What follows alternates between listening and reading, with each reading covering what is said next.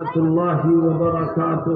وعلیکم السلام ورحمۃ اللہ وبرکاتہ۔ ہلکی کروا، بہت ہلکی کروا بھائی، درود شریف پڑھ لیں۔ اللهم صل على محمد وعلى آل محمد كما صليت على إبراهيم وعلى آل إبراهيم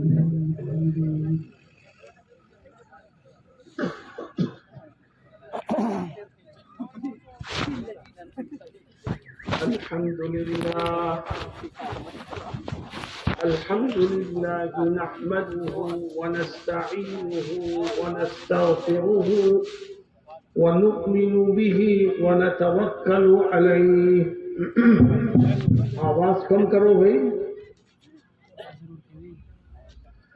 ونعوذ بالله من شرور أنفسنا ومن سيئات أعمالنا، من يهده الله فلا مضل له ومن يضلله فلا هادي له، ونشهد أن لا إله إلا الله وحده لا شريك له، ونشهد أن سيدنا ونبينا وشفيعنا وسندنا ومولانا محمدا عبده ورسوله، صلى الله تعالى عليه وعلى آله وصحبه وبارك وسلم. أما بعد، أعوذ بالله من الشيطان الرجيم، بسم الله الرحمن الرحيم. أينما تكونوا يدرككم الموت ولو كنتم في بروج مشيدة، صدق الله مولانا العظيم. حضرات علماء کرام، معزز حاضرین اور نوجوان ساتھیوں، تعریف کے قابل صرف اللہ کی ذات ہے۔ اللہ کے سوا کوئی تعریف کا حقدار نہیں ہے۔ کیوں؟ اس لیے کہ انسان کے اندر اگر کوئی خوبی ہے تو وہ اللہ ہی کی دی ہوئی ہے۔ کوئی شخص اپنے اندر موجود کوئی خوبی اپنی ماں کے پیٹ سے لے کر کے نہیں آتا، دینے والی ذات اللہ کی ہے۔ اس لیے تعریف کرو تو رب ذوالجلال کی کرو۔ دوستو، حضرت مفتی رفیق صاحب نے بڑے زوردار انداز سے اپنے اس جلسے کی مجھے دعوت دی اور بیچ میں کئی واسطے لگائے زور پیدا کرنے کے لیے۔ اگرچہ میں مصروف بہت تھا اور اس وقت بھی میں بامبے سے صبح کا سفر کر کے آپ کے اس گاؤں تک پہنچا ہوں، لیکن مفتی صاحب کے مخلصانہ دعوت کو میں رد نہیں کر سکا اور میں آ گیا۔ اللہ تعالیٰ آپ میں سے ہر ایک کے آنے کو بھی قبول فرمائے اور میرے آنے کو بھی قبول فرمائے۔ میرے دوستوں اور ساتھیوں، میں بول رہا ہوں، آپ سن رہے ہیں، لیکن یاد رکھو ایک دن ایسا آنے والا ہے کہ جس میں ہماری آنکھیں ہوں گی مگر ہم دیکھ نہیں سکیں گے، زبان ہوگی مگر بول نہیں سکیں گے، ہاتھ ہوں گے مگر ہل نہیں سکیں گے، پیر ہوں گے مگر چل نہیں سکیں گے۔ اللہ رب العزت فرماتا ہے کہ ایک دن ہر انسان کو موت کا مزہ چکھنا ہی پڑے گا۔ یہ بتاؤ کہ کیا موت سے بچ کے کوئی انسان کہیں بھاگ سکتا ہے؟ جنگلوں میں بھاگو گے وہاں خدا کی حکومت، پہاڑوں پر جاؤ گے وہاں خدا کی حکومت، دریاؤں میں جاؤ گے وہاں خدا کی حکومت۔ بتاؤ خدا کی پکڑ سے اور موت سے بچ کر کے انسان جائے تو کہاں جائے؟ اللہ کیا کہتا ہے؟ فرماتا ہے اینما تکونوا یدرککم الموت ولو کنتم فی بروج مشیدہ۔ فرماتا ہے کہ تم موت سے بچنے کے لیے کوئی مضبوط قلعہ بناؤ، کنکریٹ کی دیواریں ہوں، لوہے کے دروازے ہوں، اور موت سے بچنے کے لیے اس قلعے میں جا کے بیٹھ جاؤ۔ تب بھی یاد رکھو جب موت کا ٹائم آئے گا تو قلعے کی مضبوط دیواریں تمہاری حفاظت نہیں کر سکتی، اس کے بند دروازے تمہیں نہیں بچا سکے۔ میرے دوستوں اور ساتھیوں، موت آنی ہے،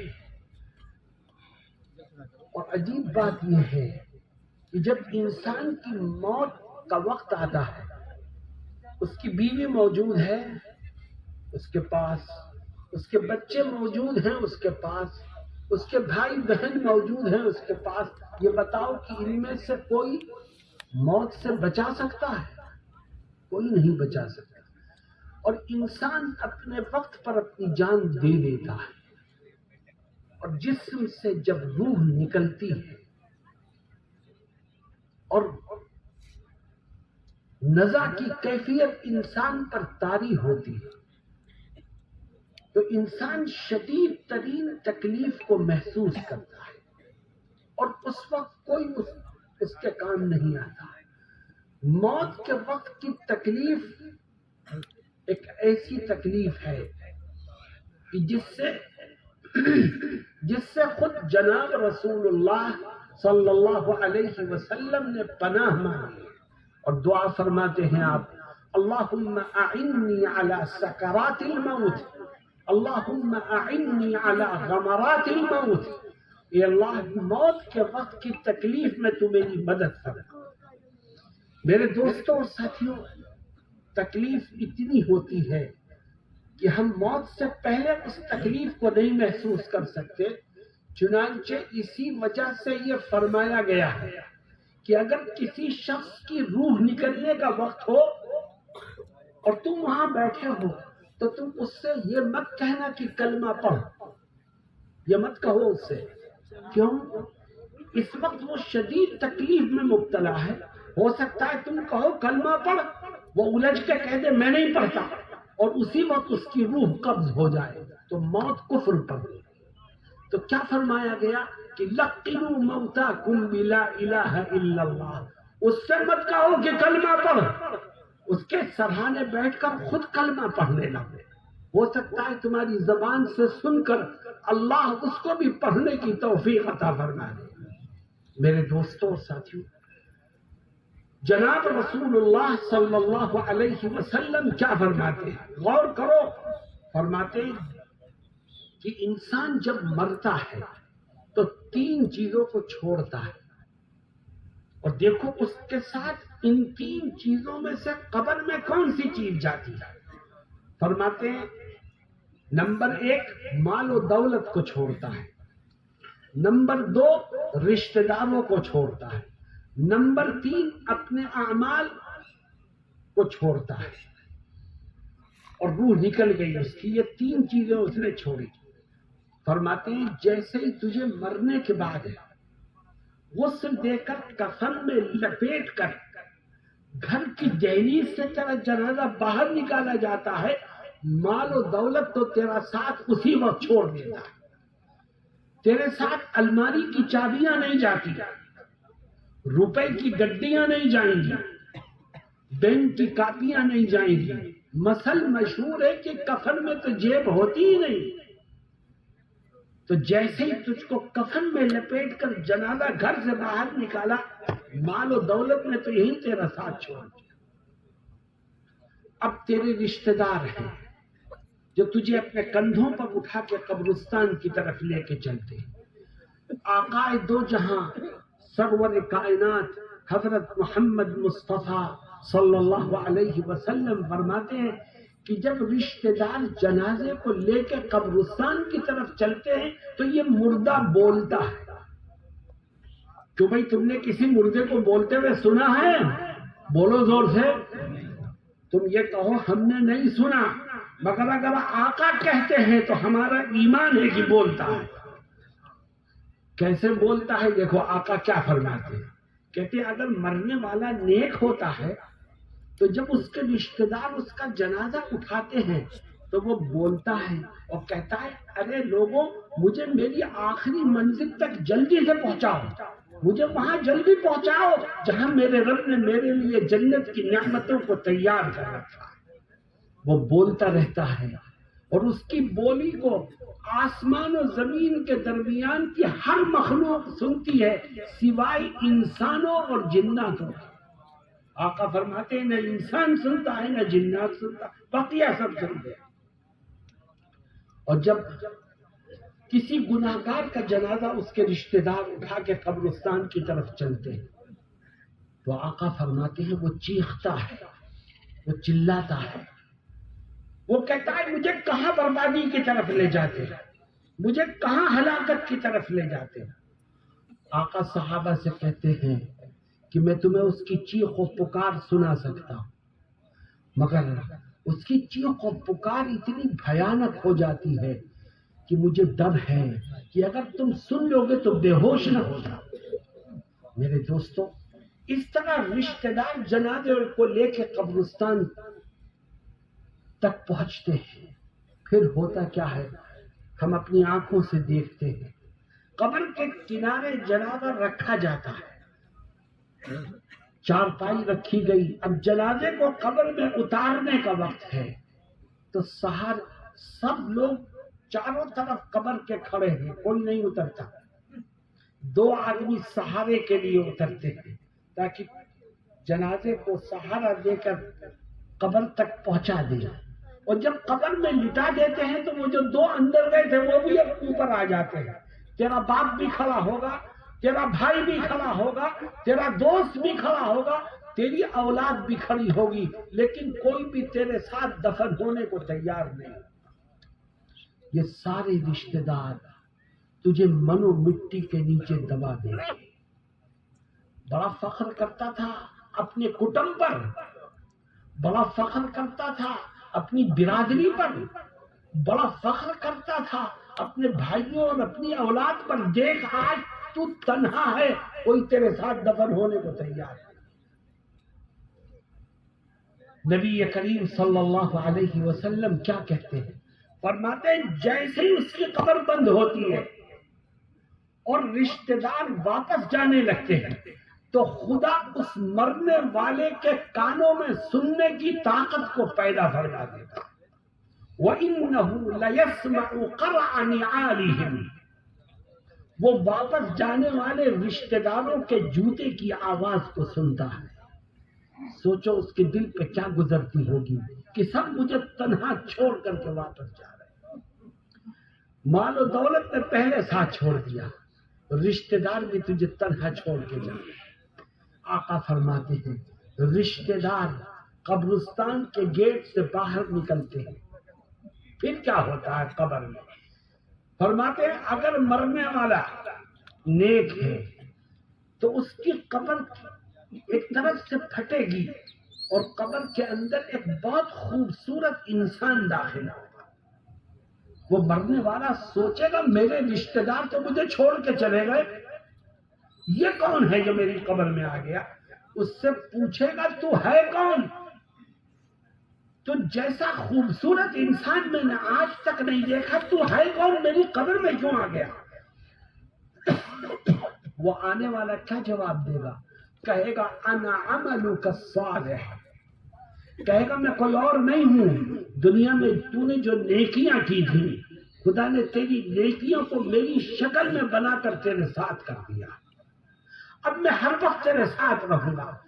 اس شخص کے آنے کی برکت سے اللہ اس کی قبر کو تا حد نگاہ کشادہ بنا دے گا، اس کی قبر کو روشن فرما دے گا، اس کی قبر میں جنت کی طرف دروازے اور کھڑکیاں کھول دے گا۔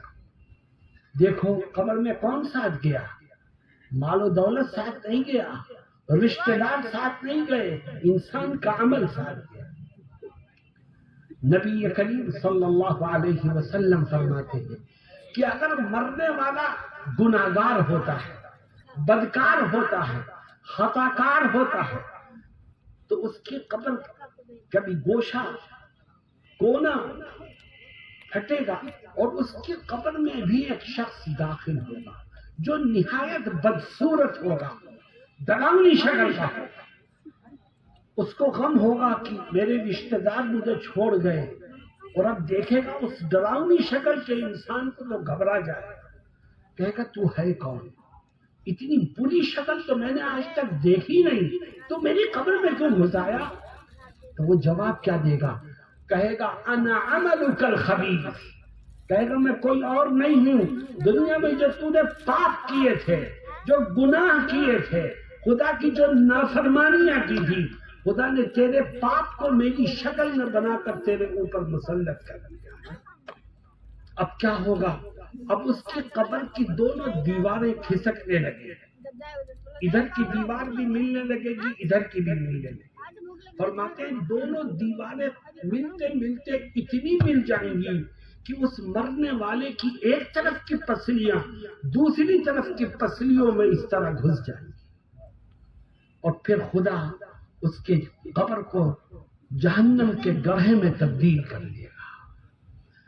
میرے دوستو، میں نے کوئی قصہ کہانی نہیں سنایا ہے آپ کو، یہ آقا کا فرمان ہے جو میں نے تمہارے سامنے پیش کیا۔ اب میرا ایک سوال ہے، میوات کے لوگوں، مجھے جواب دینا زور سے، کیونکہ جو تم جواب دو گے وہ تمہارا رب سنے گا۔ یہ بتاؤ کہ تم قبر میں اچھا ساتھی چاہتے ہو کہ نہیں چاہتے؟ یہ بتاؤ کہ تم اپنی قبر کو جنت کا باغ بنانا چاہتے ہو کہ نہیں چاہتے؟ قبر میں ہر ایک کو ایک ساتھی ملے گا، کسی کو اچھا ساتھی ملے گا، کسی کو برا ساتھی ملے گا۔ قبر کسی کی جنت کے باغ میں تبدیل ہوگی، کسی کی قبر جہنم کا گڑھا بنے گی۔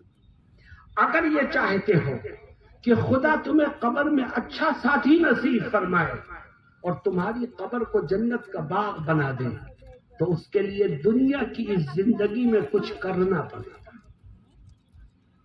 کیوں بھائی کرنے کو تیار ہو؟ صرف 5 کام ہے، جس نے یہ 5 کام کیے میں اس کو یقین دلاتا ہوں کہ رب ذوالجلال اس کو قبر میں بہترین ساتھی عطا فرمائے گا اور اس کی قبر کو جنت کا باغ بنا دے گا۔ میں ایک ایک کر کے ان 5 کاموں کو بیان کروں گا، مگر میری شرط یہ ہے کہ یہ عہد کرو کہ انشاءاللہ ہم سن کر کے ان پر عمل کریں گے۔ سب سے پہلا کام، اگر یہ چاہتے ہو کہ اللہ آپ کو قبر میں اچھا ساتھی نصیب فرمائے اور آپ کی قبر کو جنت کا باغ بنا دے، تو سب سے پہلا کام یہ کہ آج سے طے کرو کہ جب تک جسم میں جان اور بدن میں روح رہے گی اس وقت تک روزانہ 5 ٹائم کی نماز پابندی سے پڑھتے رہے گی۔ میرے دوستو، اس مجمع میں بہت سے لوگ ایسے ہیں جو نماز پڑھتے ہیں مگر صرف جمعے کی پڑھتے ہیں، اور بہت سے ایسے ہیں جو نماز پڑھتے ہیں، محلے والے گھر والے سب کہتے ہیں بڑا نمازی ہے، نماز پڑھتا ہے، مگر اس کی زندگی میں جھانک کے دیکھو تو پتہ چلے گا نماز پڑھتا تو ہے، روزانہ پڑھتا ہے، لیکن کسی دن 2 پڑھی 3 چھوڑ دی، کسی دن 3 پڑھی 2 چھوڑ دی، کبھی عشاء پڑھے بغیر سو گیا اور کبھی فجر میں پڑھا سو رہا ہے۔ سن لو کان کھول کر، جس نے 2 پڑھی 3 چھوڑی، یا 3 پڑھی 2 چھوڑی، یا صرف جمعے کی پڑھی، تو وہ نماز نہیں پڑھ رہا ہے، وہ اللہ کے حکم کا مذاق اڑا رہا ہے۔ خدا کہتا ہے 5 نمازیں ہیں، تو کہتا ہے میں تو 2 پڑھوں گا۔ خدا کہتا ہے 5 نمازیں فرض ہیں، تو کہتا ہے میں تو جو جی چاہے گا پڑھوں گا، جب جی نہیں چاہے گا نہیں پڑھوں گا۔ یاد رکھ، وہ رب بڑا طاقتور ہے، ڈر اس سے، وہ تیری آنکھوں کی روشنی کو بھی چھین سکتا ہے، وہ تجھے اپاہج اور مجنون بھی بنا سکتا ہے، وہ تیرے پیروں سے چلنے کی طاقت کو بھی چھین سکتا ہے، مگر وہ رحیم و کریم ہے۔ ہم نمازوں کو چھوڑتے رہے، وہ ہمیں کھانے کو دیتا رہا، ہم نمازوں کو چھوڑتے رہے، وہ ہماری ضرورتوں کو پورا کرتا رہا، ہم نمازوں کو چھوڑتے رہے، وہ ہماری مدد اور نصرت فرماتا رہا۔ اس رب کے قربان جاؤ اور آج سے طے کرو کہ انشاءاللہ روزانہ 5 ٹائم کی نماز پابندی سے پڑھیں گے۔ اللہ رب العزت قرآن کریم میں کچھ لوگوں کی بڑی تعریف کرتا ہے۔ وہ کون لوگ ہیں؟ مدرسے میں بیٹھنے والے نہیں، وہ تو اچھے لوگ ہیں۔ پھر کون لوگ قابل تعریف ہیں؟ جو مسجدوں میں بیٹھے ہوئے ہیں، نہیں، ان کا بھی تذکرہ نہیں ہے۔ جو حج اور عمرے پر جا رہے ہیں، نہیں۔ اللہ کیا کہتا ہے؟ کچھ لوگ بڑے اچھے ہیں۔ یہ اللہ ان میں خوبی کیا ہے؟ فرماتا ہے ان میں خوبی یہ ہے کہ وہ بازاروں میں ہیں، دکانوں پر بیٹھے ہیں، لین دین میں مصروف ہیں، مگر جیسے ہی مسجد کے مناروں سے اللہ اکبر کی صدا بلند ہوتی ہے، وہ دنیا کے کاموں کو چھوڑ کر اپنے رب کے گھر میں آ کر اپنا ماتھا رب کے سامنے ٹیک دیتے ہیں۔ یہ بڑی خوبی کے لوگ ہیں کہ دنیا ان کو نماز پڑھنے سے نہیں روک رہی ہے۔ رجال لا تلہیہم تجارۃ ولا بیع عن ذکر اللہ وإقام الصلاة وإيتاء الزكاة يخافون يوما تتقلب فيه القلوب والأبصار۔ میرے دوستوں اور ساتھیوں، میں یہ نہیں کہتا کہ ہر وقت مسجد میں بیٹھے رہو، نہیں، تم دنیا کے کاموں میں لگو، لیکن اپنے دل و دماغ میں یہ بٹھاؤ کہ مجھے نماز کی طرف سے غفلت نہیں برتنی ہے، اور طے کرو میرے ساتھ، بولو کہ انشاءاللہ پڑھتے پڑھتے مریں گے اور مرتے مرتے پڑھیں گے۔ تو پھر دیکھو اللہ تمہیں قبر میں بہترین ساتھی عطا فرمائے گا اور تمہاری قبر کو جنت کا باغ بنا دے گا۔ عمل کرو گے اس پر؟ دوسرا کام، اگر یہ چاہتے ہو کہ خدا تمہیں قبر میں اچھا ساتھی نصیب فرمائے اور تمہاری قبر جنت کا باغ بن جائے، تو ایک دوسرا کام بھی کرو، اور وہ دوسرا کام یہ ہے کہ آج سے طے کر لو کہ زندگی کے آخری سانس تک جب کسی کا کوئی حق میری طرف نکلے گا تو میں ایک ایک پائی کا حساب کر کے اس کے حق کو ادا کروں گا۔ میں بھائی کے حق کو ادا کروں گا، بہنوں کے حق کو ادا کروں گا، کاروبار میں شریک پارٹنر کے حق کو ادا کروں گا، پڑوسی کے، جو انسانوں کے حق کو ادا کر کے دنیا سے جائے گا، اللہ اس کی قبر کو جنت کے باغ میں تبدیل فرما دے گا۔ تیرے پاس طاقت تھی، تو نے غریب کا حق مارا، تیرے پاس دولت تھی، تو نے اپنے پڑوسی، غریب پڑوسی کی زمین دبا دی، تو نے اپنے پارٹنر کو دھوکہ دیا۔ یاد رکھ، تو اپنی بےایمانی کو اپنے جیسے انسانوں کی نظروں سے چھپا سکتا ہے، مگر اپنے رب کی نظر سے نہیں چھپا سکتا۔ وہ تو دیکھ رہا ہے، بتا وہ کل تیرے گریبان کو پکڑے گا تو کہاں بھاگ کے جائے گا۔ آج مسلمان بےایمانی اور حق تلفی کے گناہ میں گلے تک دھسا ہوا ہے۔ موت کا خوف دل سے نکل گیا، قبر کا تصور ذہن سے مٹ گیا۔ میرے دوستوں اور ساتھیوں، طے کرو کہ جس کا جو حق ہماری طرف نکلے گا ہم پہلی فرصت میں اس کو ادا کر دیں گے۔ کسی کی حق تلفی کر کے دنیا سے جانا یہ کتنا بڑا پاپ ہے۔ کسی کی دعا، کسی کی بخشش، ایصال ثواب تجھے کوئی فائدہ نہیں پہنچائے گا۔ مدینہ المنورہ میں نبی کریم صلی اللہ علیہ وسلم تھے تو مدینے کے ارد گرد گاؤں دیہات میں بھی اگر کسی کی وفات ہو جاتی تو لوگ اپنے مرنے والے کا جنازہ کندھوں پر اٹھا کر مسجد نبوی لے کے آتے، اور ہر ایک کی یہ خواہش ہوتی کہ آقا اس کی نماز جنازہ پڑھا دے، کیونکہ صحابہ کرام کو یقین تھا کہ جس کی نماز جنازہ آقا پڑھا دیں گے اللہ اس کی مغفرت کر دے گا۔ جنازہ رکھا ہوتا، آقا آگے بڑھتے اور نماز جنازہ شروع کرنے سے پہلے پوچھتے کہ اس کی گردن پر کسی کا حق تو نہیں ہے، یہ شخص کسی کا حق مار کے تو دنیا سے نہیں گیا ہے. اگر پتہ چلتا کہ اس کی طرف کسی کے پیسے نکل رہے ہیں, اس نے کسی کا حق مارا ہے, تو آقا پیچھے ہٹ جاتے اور فرماتے کہ تم اپنے ساتھی کی نماز جنازہ پڑھو, اس کو دفن کر دو, میں نماز جنازہ اس کی نہیں پڑھوں گا. علماء کیا لکھتے ہیں؟ علماء لکھتے ہیں کہ آقا نماز جنازہ پڑھانے سے انکار کیوں فرماتے تھے؟ اس لیے فرماتے تھے کہ جو حق تلفی کا گناہ کر کے گیا ہے وہ اتنا بڑا پاپی ہے, اتنا بڑا پاپی ہے کہ نبی کی دعاؤں سے بھی اس کی مغفرت نہیں ہو سکتی. میرے دوستوں, ہم میں سے ہر ایک کو اپنے گریبان میں جھانک کے دیکھنا چاہیے. یہ گاؤں دیہات کے لوگ بیٹھے ہیں, گاؤں میں زمینوں کا جھگڑا اتنا عام ہے کہ کوئی گھر اس سے پاک نہیں ہو. میں کہتا ہوں گاؤں والوں سے کہ زمینوں پر مت جھگڑو, تمہیں تو صرف اتنی زمین چاہیے کہ جتنی زمین میں تمہاری لاش کو دفن کیا جا سکے, بقیہ سب چھوڑ کے چلے جاؤ. میرے دوستوں اور ساتھیوں, طے کرو انشاءاللہ حق تلفی کے گناہ سے زندگی کے آخری سانس تک بچتے رہیں گے.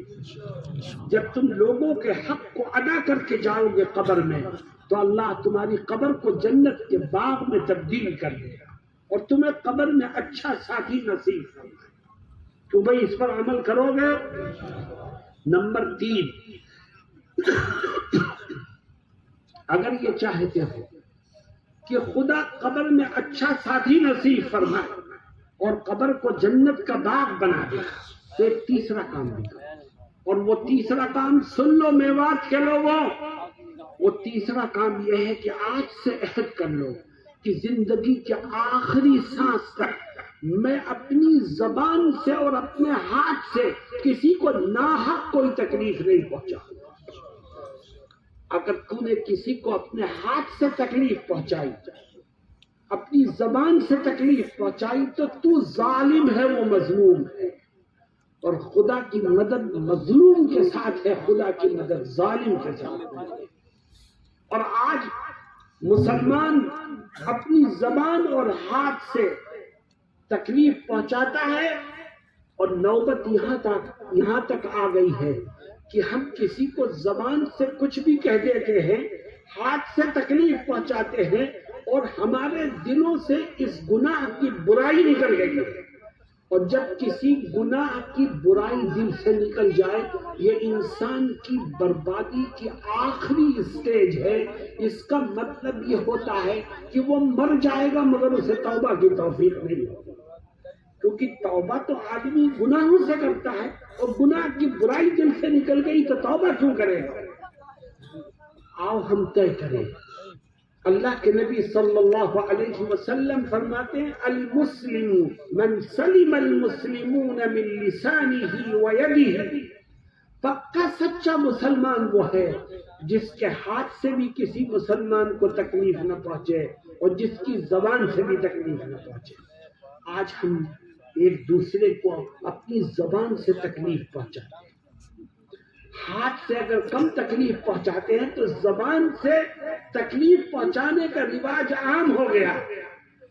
جہاں 2 آدمی بیٹھیں گے وہاں تیسرے کی برائی شروع ہو گئی.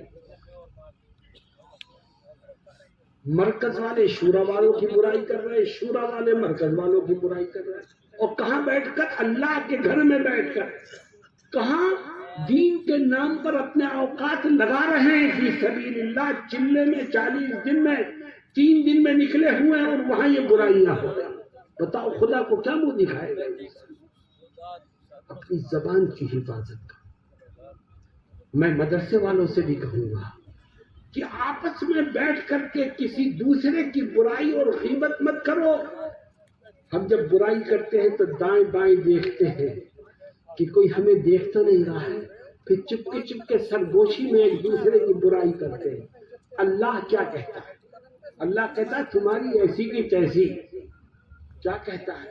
أَلَمْ تَرَ أَنَّ اللَّهَ يَعْلَمُ مَا فِي السَّمَاوَاتِ وَمَا فِي الْأَرْضِ مَا يَكُونُ مِن نَّجْوَى ثَلَاثَةٍ إِلَّا هُوَ رَابِعُهُمْ ولا خمسة إلا هو سادسهم، اللہ کہتا ہے کہ میں زمین و آسمان کی ہر چیز سے واقف ہوں۔ اور دیکھو جب تم 3 آدمی بیٹھ کر چپکے باتیں کرتے ہو، بکواس کرتے ہو، ایک دوسرے کی غیبت کرتے ہو، تو سن لو تم وہاں 3 نہیں ہوتے، چوتھا میں ہو رہے ہو۔ اور جب تم 4 بیٹھ کر چپکے باتیں کرتے ہو تو تم 4 نہیں ہوتے، 5واں میں ہوتا ہوں۔ اور یاد رکھو تمہاری تعداد زیادہ ہو یا کم، ہر جگہ میں تمہارے ساتھ۔ میرے دوستوں اور ساتھیوں، اپنے ہاتھ سے بھی کسی کو تکلیف مت پہنچاؤ، اپنی زبان سے بھی کسی کو دکھ مت پہنچاؤ، زبان کی حفاظت کرو۔ ایک صحابی ہے حضرت معاذ بن جبل رضی اللہ عنہ، نبی کریم صلی اللہ علیہ وسلم نے ان کو کچھ عبادتوں کی نصیحت فرمائی۔ فرمایا معاذ کیا میں تمہیں ابواب خیر نہ بتاؤں؟ انہوں نے کہا حضور ضرور بتائیے۔ فرمایا صدقہ خیرات کیا کرو، تہجد کی نماز پڑھا کرو، جہاد فی سبیل اللہ کیا کرو، نفلی روزے رکھا کرو۔ حضرت معاذ نے کہا یا رسول اللہ میں ان نصیحتوں پر عمل کروں گا۔ آپ نے فرمایا اے معاذ کیا تم جانتے ہو کہ ان تمام نیکیوں کی قبولیت کا دار و مدار کس پر ہے؟ تہجد کب قبول ہوگا، صدقہ خیرات کب قبول ہوگا، جہاد کب قبول ہوگا، نفلی روزے کب قبول ہوگا، تمہیں معلوم ہے؟ انہوں نے کہا حضور مجھے نہیں معلوم۔ فرمایا اگر تم یہ چاہتے ہو کہ خدا تمہاری تہجد کی نماز کو قبول کرے، تمہارے صدقہ خیرات قبول کرے، تمہارا جہاد فی سبیل اللہ قبول کرے، تو اے معاذ ہمیشہ اپنی زبان کو قابو اور کنٹرول میں رکھنا۔ جب زبان قابو میں ہوگی تو اللہ اس کی برکت سے تمہاری نیکیوں کو قبول فرمائے گا، اور اگر زبان آؤٹ آف کنٹرول ہوگی تو بڑی سے بڑی نیکی تباہی اور بربادی کے گھاٹ اتر جائے۔ آؤ ہم طے کریں کہ ہم اپنی زبانوں کی بھی حفاظت کریں گے۔ کسی مسلمان کی عزت کو داغدار مت کرو۔ یہ ہو سکتا ہے کہ ہم ایک آدمی سے جڑے ہیں دوسرے سے نہیں جڑے، اچھی بات ہے، جس سے جی چاہے جڑو اور جس سے جی نہ چاہے مت جڑو، کوئی نہیں کہتا کہ ہر ایک سے جڑو، مگر کسی کو ذلیل مت کرو، کسی کی عزت سے کھلواڑ مت کرو۔ کیوں؟ آقا کیا کہتے ہیں؟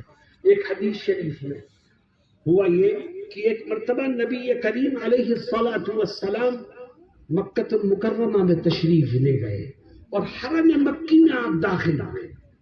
آپ کی نظر کعبۃ اللہ پر پڑی۔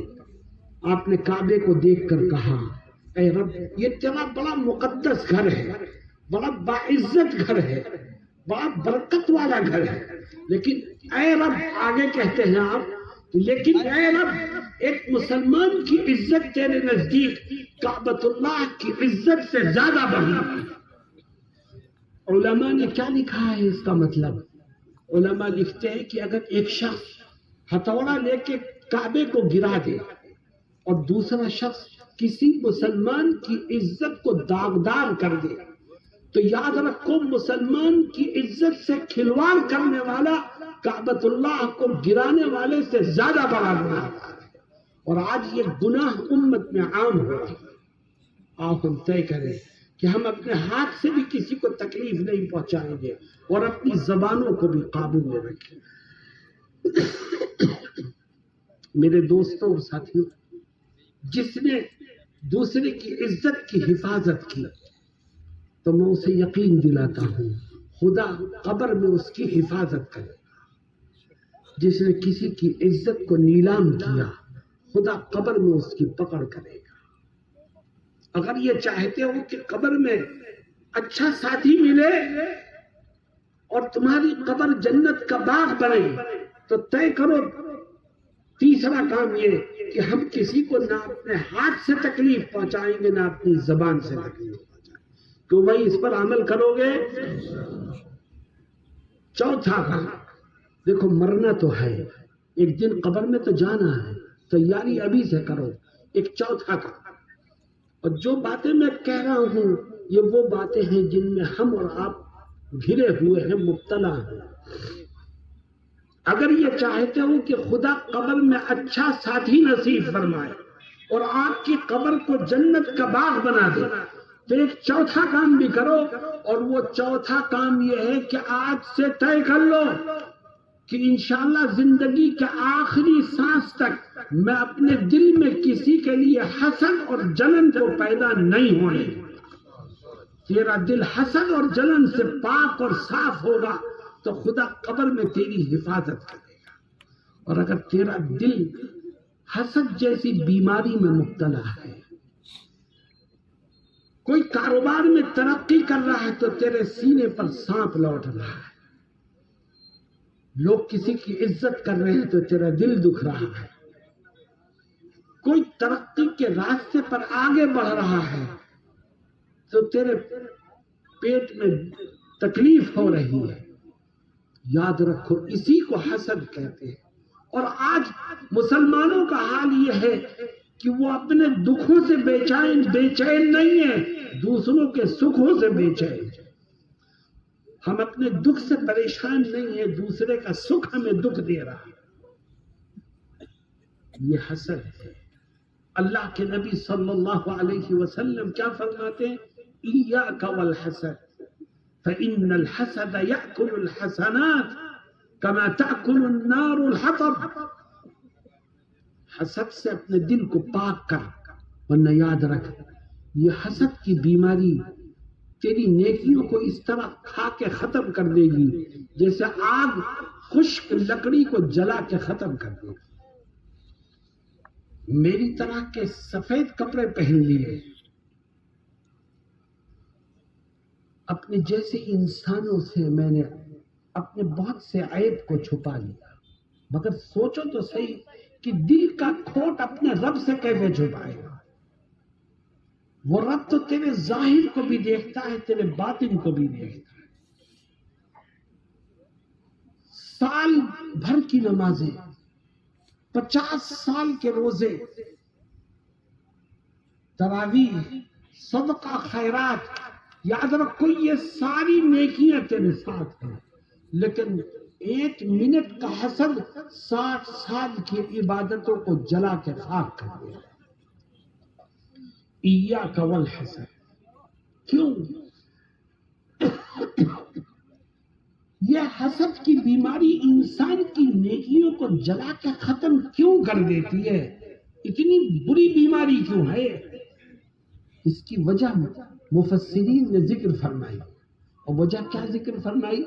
غور کرو بات کا۔ وہ کہتے ہیں کسی آدمی نے اپنا اچھا گھر بنایا، تجھے اس کے گھر سے جلن ہے، حسد ہو رہی ہے، تو یہ بتا کہ اس کو نیا گھر بنانے کا اسے موقع کس نے دیا؟ بتاؤ بھائی، اللہ نے۔ کوئی ترقی کر رہا ہے تو ترقی کے راستے اس کے لیے کس نے کھولے؟ اللہ نے۔ کسی کی عزت بڑھ رہی ہے تو عزت دینے والی طاقت کس کی ہے؟ اور ہم اس سے حسد کر رہے ہیں، گویا ہم خدا کے فیصلے سے ٹکرانے کی کوشش کرتے ہیں۔ جو خدا کے فیصلے سے ٹکرائے، نعوذ باللہ، جو خدا کے فیصلے کو غلط ٹھہرانے کی کوشش کرے تو یاد رکھو اس کی دنیا بھی برباد، اس کی آخرت بھی برباد۔ آؤ ہم طے کریں کہ ہم اپنے دل کو پاک اور صاف کریں۔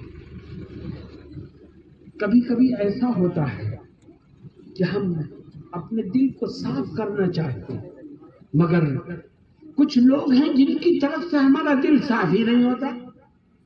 تو دیکھو علماء نے دل کو صاف کرنے کے 2 نسخے بیان کیے ہیں، وہ بھی میں تمہارے سامنے رکھتا ہوں۔ آپ اپنا دل صاف کرنا چاہتے ہیں، مگر کوئی آدمی ایسا ہے جس کی طرف سے دل صاف ہی نہیں ہوتا، برائی ہے اس کی آپ کے دل میں، تو 2 کام کرو، اللہ اس کی برکت سے تمہارے دلوں کو صاف کر دے۔ پہلا کام یہ کہ جب بھی وہ شخص تمہارے سامنے آئے تو تم اس کو سلام کرنے میں پہل کرو، اللہ اس کی برکت سے تمہارے دل کو صاف کرو، یہ سلام کی برکت ہے۔ اور ایک دوسرا کام بھی کرو، اگر کسی کی طرف سے دل میں حسد ہے، جلن ہے، برائی ہے اور دل صاف ہی نہیں ہوتا، تو فرمایا گیا کہ رات میں یا نماز کے بعد جب ہاتھ اٹھا کر کے اپنے لیے دعا کرو تو پہلے خیر کی دعا اس کے لیے کرو، بعد میں اپنے لیے کرو۔ جب تم اپنی دعائیں خیر میں اس کو یاد رکھو گے تو اللہ اس کی برکت سے تمہارے دل کو صاف کرے۔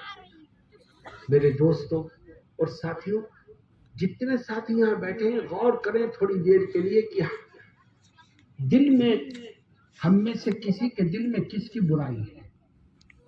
اگر نام آ جائے تو فوراً دل میں کہو اے اللہ میں اپنے دل سے اس کی برائی کو نکالتا ہوں، کیونکہ پتہ نہیں کہ ہم یہاں سے صحیح سالم اپنے گھر پہنچ سکیں گے کہ نہیں پہنچ سکیں گے۔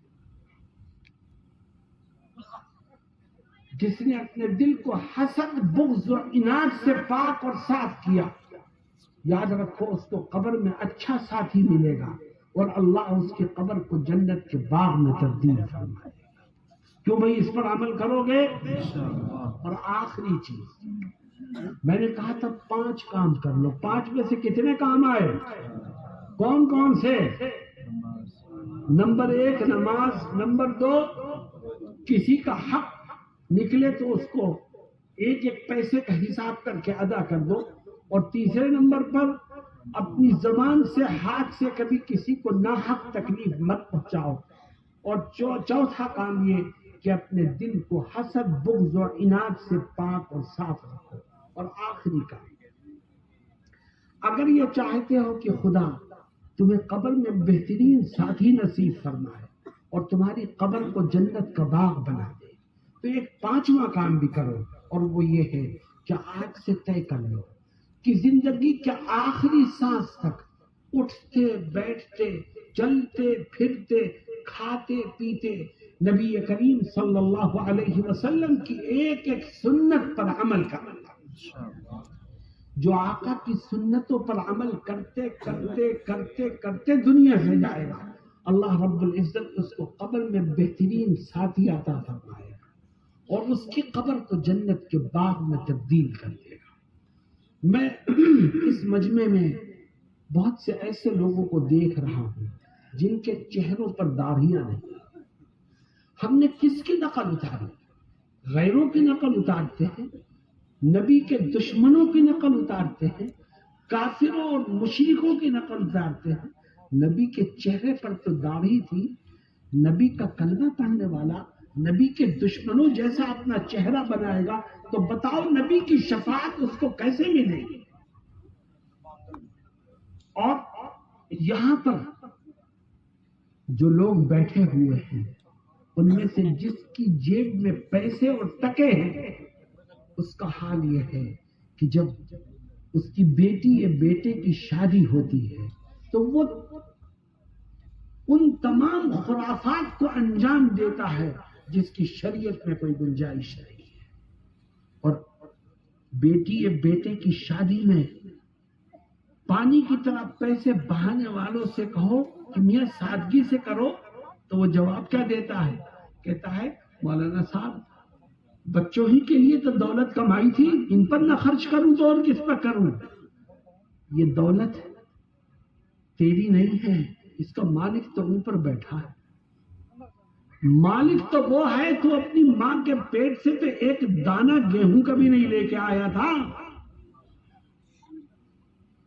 دینے والی ذات تو اللہ کی ہے۔ چنانچہ کل میدان محشر میں وہ پوچھے گا کہ یہ بتا پیسہ تو نے کمایا تو کہاں سے؟ میں نے حلال طریقے سے کمایا۔ ٹھیک ہے حلال طریقے سے کمایا، مگر جو پیسے تیرے پاس آئے اس کا مالک تو نہیں ہے، اس لیے یہ بتا کہ خرچ کہاں کہاں کیا۔ من این اکتسبہ وفیما انفقہ، خدا پوچھے گا کہاں سے کمایا اور یہ بھی بتا کہاں خرچ کیا۔ میرے دوستوں اور ساتھیوں، سنت کے مطابق ہر کام کرو، اللہ تمہارے ہر عمل میں نور کو پیدا کر دے گا۔ اور جب انسان سنت کو چھوڑتا ہے تو خدا کی رحمت کے دروازے بند ہو جاتے ہیں۔ جتنے ساتھی یہاں بیٹھے ہیں جن کے چہروں پر داڑھیاں نہیں ہیں وہ طے کریں کہ ہم نبی کی سنت سے اپنے چہرے کو سجائیں گے انشاءاللہ، اور ہم میں سے ہر ایک یہ طے کرے کہ میں اپنے ہاں شادی بیاہ کے موقع پر सादगी को अपनाऊंगा, सुन्नत के मुताबिक शादी के तमाम कामों को अंजाम दूंगा इंशाअल्लाह। अल्लाह रब्बुल इज्जत क्या कहता है, फरमाता है कुल इन कुंतुम तुहिब्बूनल्लाह फत्तबिऊनी युहब्बिबकुमुल्लाहु व यगफिर लकुम दुनूबकुम। अल्लाह कहता है ऐ नबी मेरे इन बंदों से पूछिए कि ये मुझसे मोहब्बत करते हैं कि नहीं। ये अल्लाह तुझसे क्यों नहीं मोहब्बत करेंगे, तेरी नेमतें तो बारिश की तरह हर वक्त हमारे ऊपर बरसती रहती है। ये अल्लाह हमारे दिल में तेरी मोहब्बत है। हर आदमी यही कहे। अल्लाह आगे क्या कहता है, कहता है अगर ये मुझसे मोहब्बत का दावा कर रहे हैं तो इनको एक कसौटी पर परखिए, अगर उस कसौटी पर ये पूरे उतरते हैं तो इनका मोहब्बत का दावा सच्चा है, वरना दुनिया के सबसे बड़े झूठे कसौटी क्या है। फरमाते हैं ये जो मेरे बंदे मुझसे मोहब्बत का दावा कर रहे हैं, आप देखिए कि ये मेरे महबूब की सुन्नतों पर अमल करते हैं कि नहीं करते। जो मेरे महबूब की सुन्नत पर अमल करेगा वो मुझसे मोहब्बत करने में सच्चा होगा, और जो मेरे महबूब की सुन्नतों पर अमल नहीं करेगा वो एक मर्तबा नहीं 101 मर्तबा भी खुदा से मोहब्बत का दावा करे उसको झूठा ही माना जाएगा, सच्चा नहीं माना जा सकता। कुल इन कुंतुम तुहिब्बूनल्लाह फत्तबिऊनी। अल्लाह क्या कहता है, कहता है ऐ लोगों तुम मुझसे मोहब्बत करना चाहते हो तो एक काम करो, मेरे महबूब की सुन्नतों पर अमल करो, मेरे नबी की इत्तिबा करो, फिर तुम्हें मुझसे मोहब्बत करने की जरूरत नहीं, मैं खुद तुमसे मोहब्बत करने लगूंगा। युहब्बिबकुमुल्लाह, अल्लाह तुमसे मोहब्बत करने लगेगा। और जब तुम सुन्नतों पर अमल करोगे तो वयगफिर लकुम ज़ुनूबकुम, तो सुन्नतों की बरकत से अल्लाह तुम्हारे बहुत से गुनाहों को माफ कर देगा। मेरे दोस्तों ये 5 काम मैं रात भर बोलता रहूं, तुम रात भर सुनते रहो, उससे कुछ हासिल होने वाला है। जो सुना है उसको दांत से पकड़ लो और तय कर लो कि इंशाअल्लाह आखिरी सांस तक इन बातों पर अमल करेंगे। मैं तुम्हें यकीन दिलाता हूँ कि तुम इन बातों पर अमल करके दुनिया से जाओगे तो खुदा तुम्हें कब्र में बेहतरीन साथी नसीब फरमाएगा और तुम्हारी कब्र को जन्नत के बाग में तब्दील फरमा देगा। अल्लाह रब्बुल इज्जत मुझे और आपको कहने और सुनने से ज्यादा अमल की तौफीक से मालामाल फरमाए। व आखिर दावाना अनिल हम्दुलिल्लाहि रब्बिल आलमीन।